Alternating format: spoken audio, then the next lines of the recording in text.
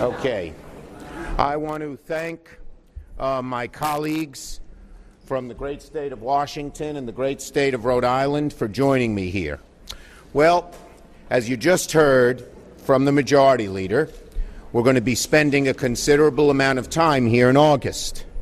We Democrats welcome this additional time because it gives us the opportunity to address an issue that's on the top of the mind of so many of the American people, and one that Republicans have badly mishandled up to this point: health care.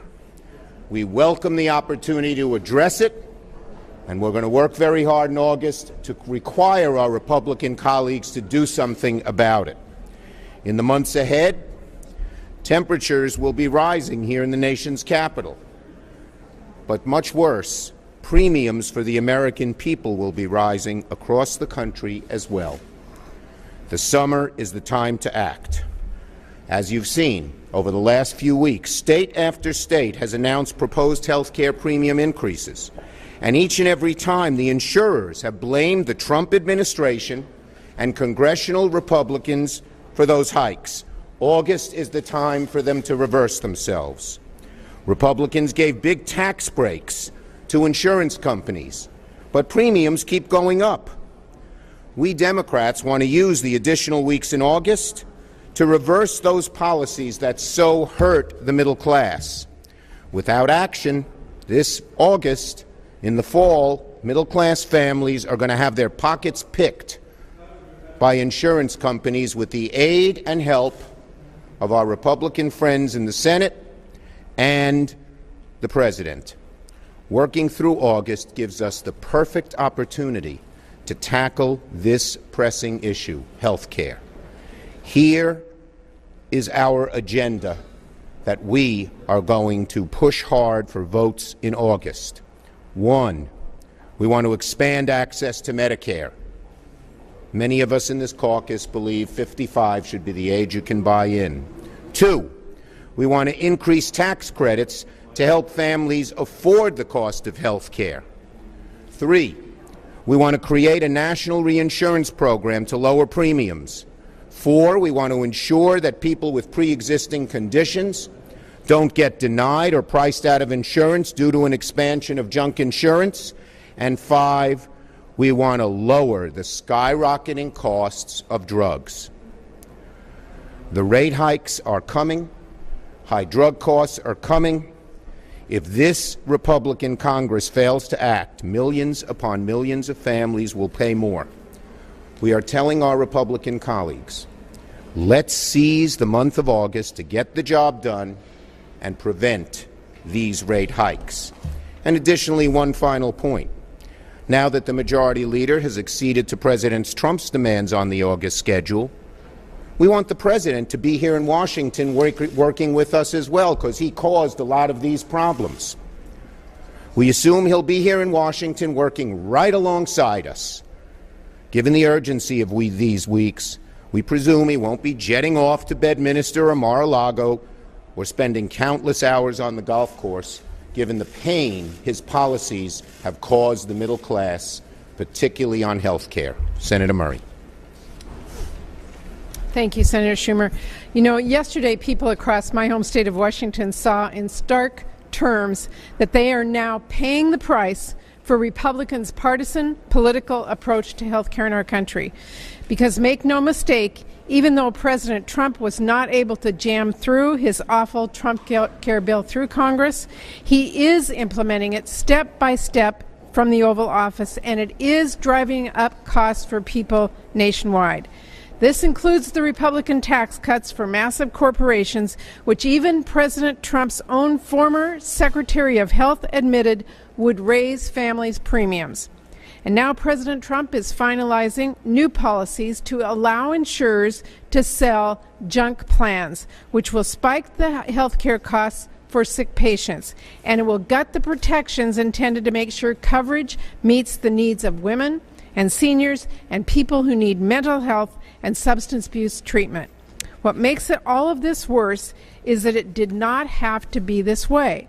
Chairman Alexander and I worked on legislation to stabilize the markets and roll back President Trump's sabotage and stop these premiums from going up. We could have passed it and sent it to the President's desk if only Republican leaders hadn't blocked our efforts time and time again at every turn, and we still should. So today I'm urging Republican leaders to take a look at the headlines across the country that show just how much GOP healthcare sabotage is burdening our families and step out of their partisan corners. Republicans should be working with Democrats to lower these premiums and undo the damage that they have done. And Democrats are at the table. We're ready to get this done as soon as Republicans finally get serious about attacking this problem. Senator Reid. Well, thank you. What we've seen is a conscious effort initially by the Republicans led by President Trump to destroy the health care system, to repeal the Affordable Care Act. That failed. Now they're doing it by death by 1,000 blows. They're squeezing out the cost subsidies that are so critical to keeping premiums affordable for working Americans. They're looking at, and they've already accomplished, removing the penalty for failure to have insurance. And what the effect is in Rhode Island is we have uncertainty, we have a challenge that has been reflected by our insurance commissioner for health insurance, who's noted that this year's rate filings have all been done in the backdrop of this uncertainty, that with the discontinuance of the cost-sharing reduction subsidies, the penalties for not having insurance being eliminated, all of that has caused turmoil in our market. It's going to get worse and worse and worse unless we step up, as the leader has suggested, and have a positive, proactive agenda in August to make health care more affordable for all Americans, make it more accessible for all Americans. We can do that. We can use August wisely and productively. I hope we do. But if we don't, gradually the uncertainty, the instability will continue to overwhelm our health care system, leaving millions of Americans without access to affordable care. Our goal should be health care for all Americans that they can afford and they deserve. Thank you.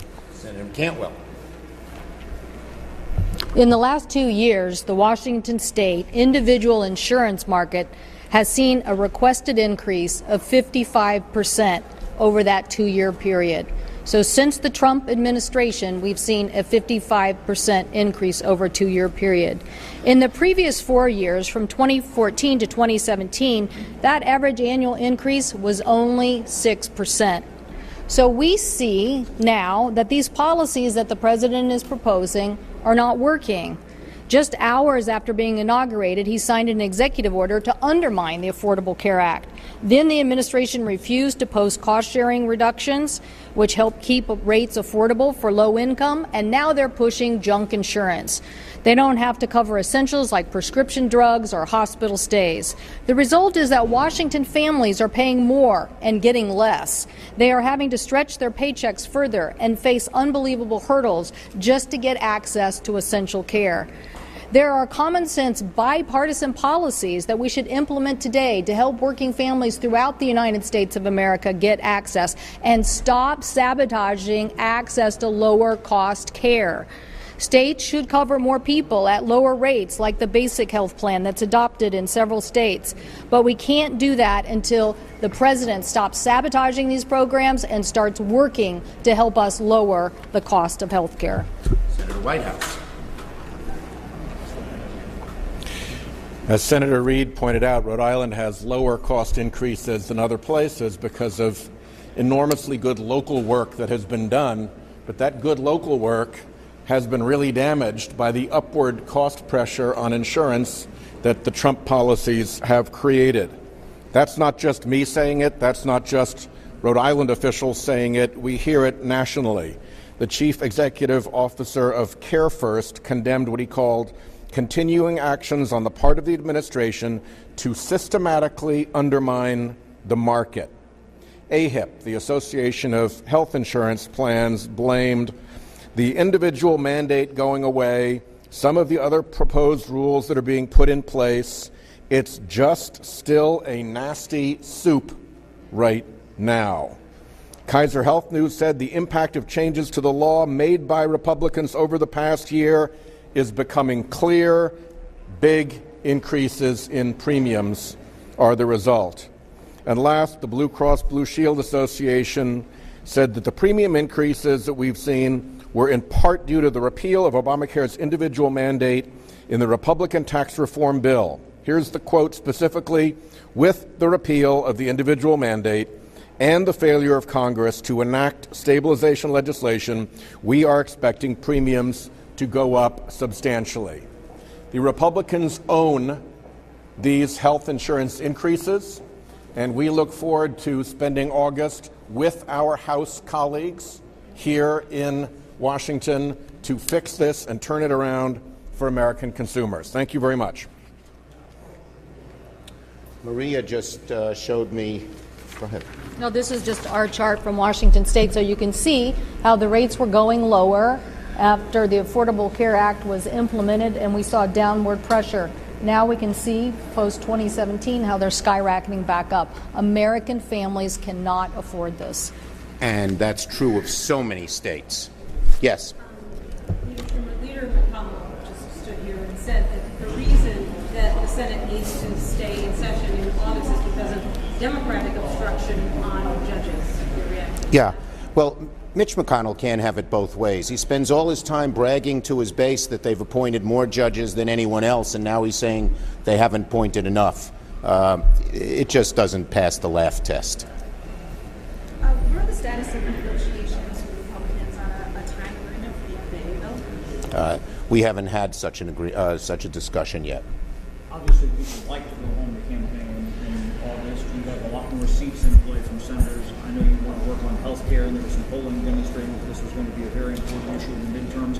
But how does not having your people back home on the hustings versus here in Washington affect the campaign in the midterms? The best thing to do is help the American people. August gives us a huge opportunity to deal with the issue they care about first and foremost.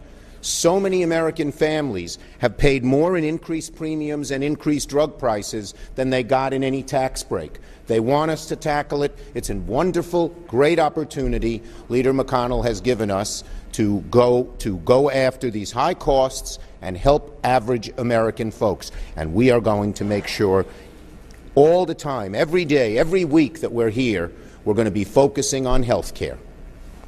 In April, you announced that you were going to drop your own marijuana decriminalization bill. We're now about 2 months away from that. Still no bill. Why no bill? It'll be introduced shortly.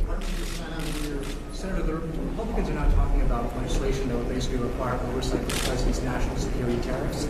Would that get Democratic support? It might. I spoke to Senator Corker today, and I believe there is some Democratic support for it. One other point I'd make on the appropriations process, it's moving along at a great pace. The House is passing bills. We've agreed to 302Bs. Everything is going along well on the appropriations process. A minibus, I think, will pass the House this week. I think it's Milcon, VA. T-HUD is next week. Anyway, the appropriations process is moving along very well, and we Democrats are working well with Republicans on that. So that's another sort of chimerical point by the leader. Mr. Leader, forgive me for putting your partisan in conflict with football loyalties and full disclosure. I'm an Eagles fan. What is your reaction to the president disinviting the Eagles?